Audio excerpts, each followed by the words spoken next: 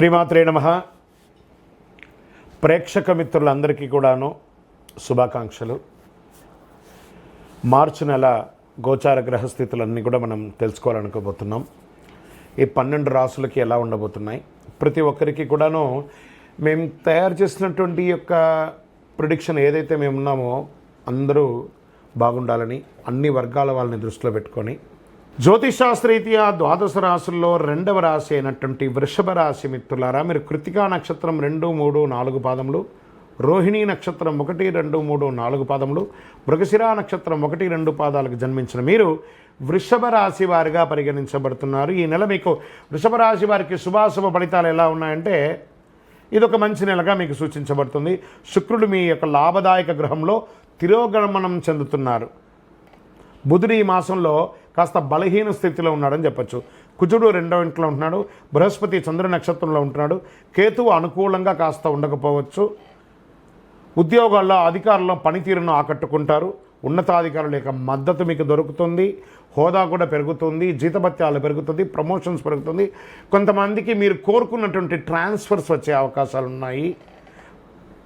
వ్యాపారాలు, వృత్తి వ్యాపారంతో కూడా నిలకడగా సాగుతుంది కూడా. ఆర్థిక పరిస్థితి అనుకూలంగా ఉంటుంది. కానీ ఆర్థిక లావాదేవీలకి ఎంత దూరంగా ఉంటే అంత మంచిది.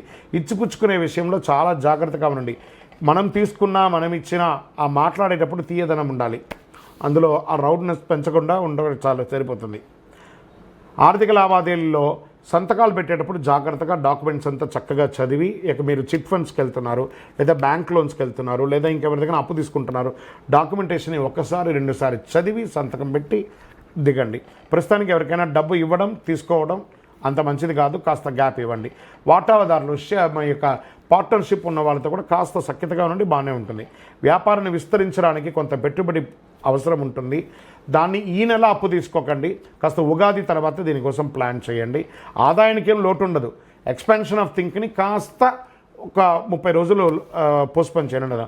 కుటుంబ సభ్యులతో ఇది ఇక్కడ వచ్చేటప్పటికి కుటుంబ సభ్యుల దగ్గరికి వచ్చేటప్పటికి కొంచెం ఈగో వస్తుంది. అంటే భార్యాభర్తలు కానీ, అన్నదమ్ములు కానీ, అన్నదమ్ములుగా అక్క చెల్లెలతో కానీ, తల్లిదండ్రులతో కానీ, అత్తమామలతో కానీ కొంచెం మీకు నోటి దొరుసుతో కొంచెం మాటలు పడే అవకాశాలు ఉంటాయి. జాగ్రత్త పడండి. ఆస్తిపాస్తుల యొక్క విషయంలో మీకు కోర్టు వ్యవహారం ఉంటే విజయం అవుతుంది. నిరుద్యోగులకి మంచి అవకాశం వచ్చే అవకాశాలు ఉన్నాయి.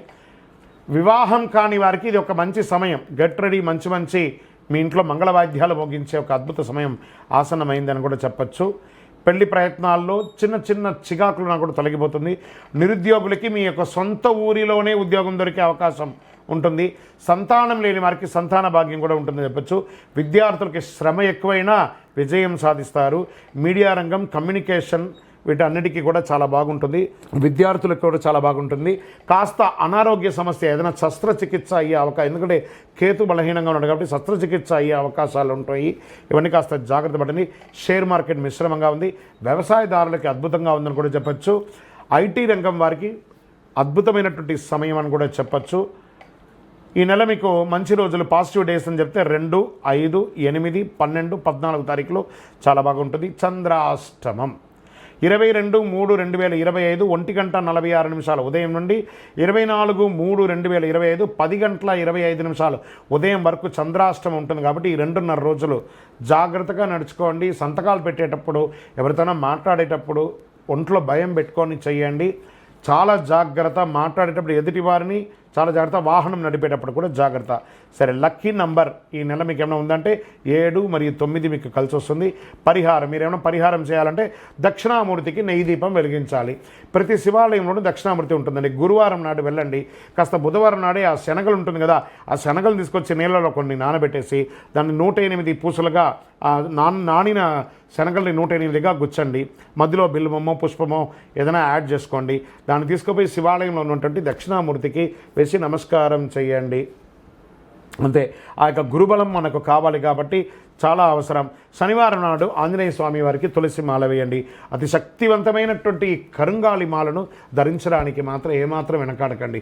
ఇది చాలా విశేషం. అందులోనూ ఈ యొక్క కరుంగాలి మాల వేసుకోవడం వల్ల ఆరోగ్యంగా బాగుంటాం. గ్రహదోషం తీరుతుంది. ఎంతో వైభవంగా ఉంటుంది. ఇంకనూ సకల దోషాల తొలగి ఆనందంగా ఉండడానికి మీ యొక్క వయస్సు ఎంత ఉందో అన్ని నువ్వుల నూనె దీపాలని మీ ఇష్ట దైవం కులదైవం దగ్గర దీపం వెలిగించండి. విజయోస్తు.